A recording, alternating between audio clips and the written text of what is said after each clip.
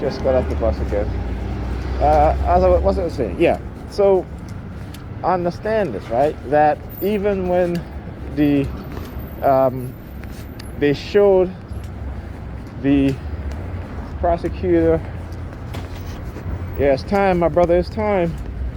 Yeah, let's go, it's time. Talk about the white cops that used to do that shit to me. I want you to know how, this is why I tell black people, go and read the book Addicted to White. Addicted to White, right? The oppressed in league with the oppressor, a shame-based system, oppressive system, I think is what it's called.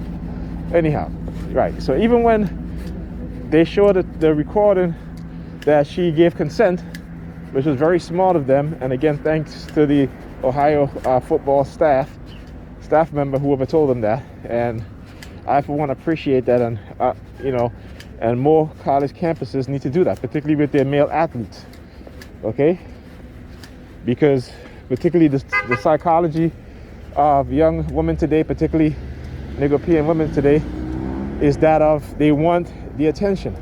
They live in a fantasy. They want to act out, have all these fantasies, threesomes, orgies, but then comes the shame and the guilt afterwards, and because of that, they can send your sons, your brothers, your nephews, right, to prison, okay? And on top of that, right, what this shows is that a woman who you may have been in a relationship with, you might have had a bad breakup with, years later, if she decided, you know what, my life is not working out, his life is going great, I'm gonna go to the police and say that he raped me. Imagine that shit. So imagine you, let's say a husband and his wife, there are plenty of times in relationships where you're sleeping and, your wife is next to you, your girlfriend next to you, you get up, you might be, want to have some sex, you kiss on her, so if you have sex with her, that means that they can also charge you with rape, right? And this is something that we have to really, really think about going forward, because again, like I said, how women are being conditioned today, particularly Negropean women, and it's trickling over to other communities as well too.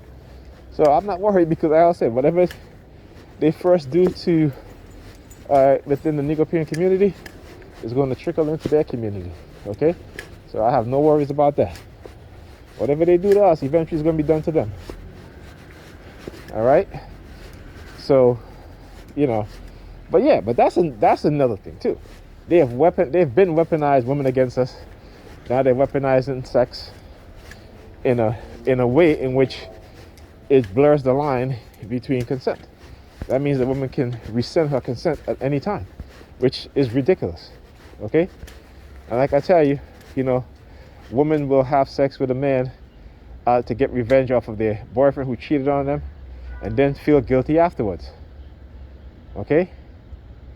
This is, and they've just as how white women weaponize their tears against black men and Negropean men, right? Negropean women weaponize their tears against Negropean men and black men. And if you're a black man, I hope you don't deal with no Negropean woman. Same vice versa. If you're a black woman, don't deal with these Negropean men.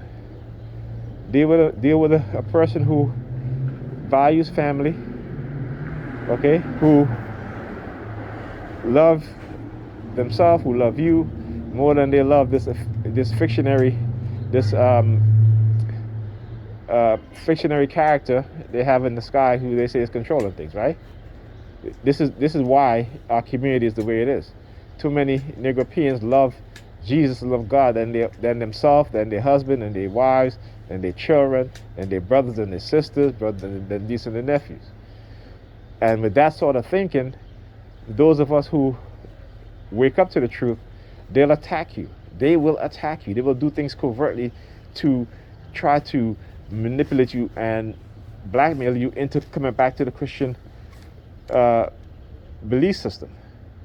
This is what they've done. They've always done that. Even Paul has did it in their Bible. Paul, he's lied. He's trick people, but it's okay, right? Just as long as they come into Christianity. I want you to understand how dangerous that is, how fanatical that is. That even when your own family member will try to set you up, right? You understand what I'm saying? That they will try to bring you down, even though you might be the one to lift them up out of poverty. You know what I'm saying?